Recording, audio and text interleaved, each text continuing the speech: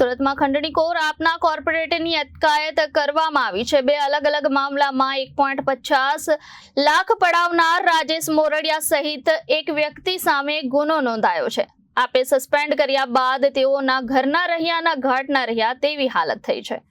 ઉલ્લેખનીય છે કે સ્ટેશનરીના વેપારી રોનક પટેલે કોર્પોરેટર રાજેશ મોરડિયા તેમજ પંકજ હિરની સામે ફરિયાદ નોંધાવી હતી। કોર્પોરેટર રાજેશ અને પંકજે વેપારીની સ્ટેશનરીનું ટેમ્પરરી સ્ટ્રક્ચર તોડાવી નાખી ધમકી આપી 7 લાખ માંગ્યા હતા। વેપારીએ પૈસાની ના પાડતા કોર્પોરેટર રાજેશે વેપારીનું ગળું દબાવ્યું અને પંકજ હિરણીએ ચપ્પુ બતાવી 1 લાખ પડાવી લીધાની ફરિયાદ નોંધાઈ હતી। કોર્પોરેટર રાજેશ મોરડિયા સામે બીજી ફરિયાદ હિરન ખેનીએ નોંધાવી છે।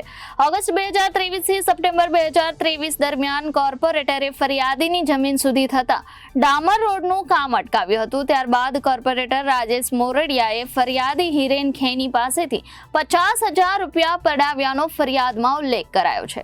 મારો એક મોટા વરસા વિસ્તારમાં એક પાર્ટી પ્લોટનું કામ ચાલતું હતું અને તે જગ્યા ઉપર સ્થાનિક કોર્પોરેટર અને પંકજ બી પટેલ અને સ્થાનિક કોર્પોરેટર રાજુ મોરડિયા દ્વારા અરજી કરવામાં આવી હતી અને તેનું ડિમોલેશન કરવાની વારંવાર ધમકી આપતા હતા અને વોટ્સએપ કોલ દ્વારા મને પૈસાની માંગણી કરતા હતા।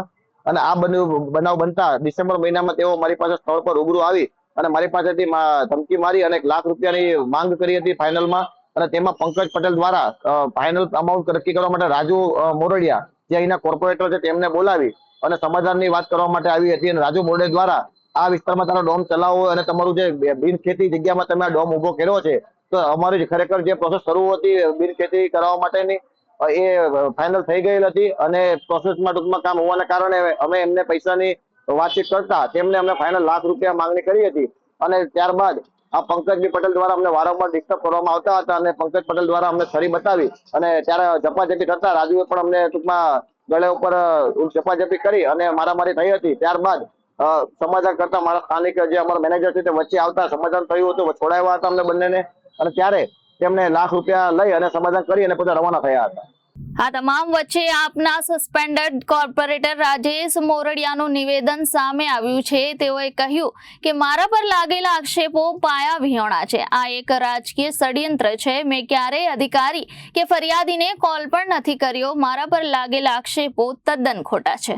હાલ જે ધરપકડ બાદ છે તે નામદાર કોર્ટ દ્વારા જે કંઈ કહેવામાં આવ્યું છે એમાં એક પણ પુરાવો નથી। મેં નથી એને ફોન કર્યો 5 વર્ષમાં, મેં નથી વિડીયો કોલ કર્યો, મેં નથી પૈસાની માંગણી કરી કે એની પાસે નથી કોઈ અરજી મારા નામની સિંગલ। આમાં વાહિયાત નામો છે, આ રાજકીય ષડયંત્ર છે। મારી સિંગલ કરતાં સિંગલ એને ફોન પણ નથી થયો। મેં અધિકારી નથી સિંગલ ફોન કર્યો કે એનું જઈને તોડો અને મારા નામની કોઈ સિંગલ અરજી નથી। મેં 5 વર્ષથી એની હારી વાત નથી કરી। આ એકદમ રાજકીય ષડયંત્ર છે મને ફસાવાનું, જે હું અત્યારે કામ કરી રહ્યો છું એ કામને અવરોધ રૂપ સાબિત કરવા માટે આ એક ષડયંત્ર છે। Reporter Arvind Rathod, Janadesh News, Surat.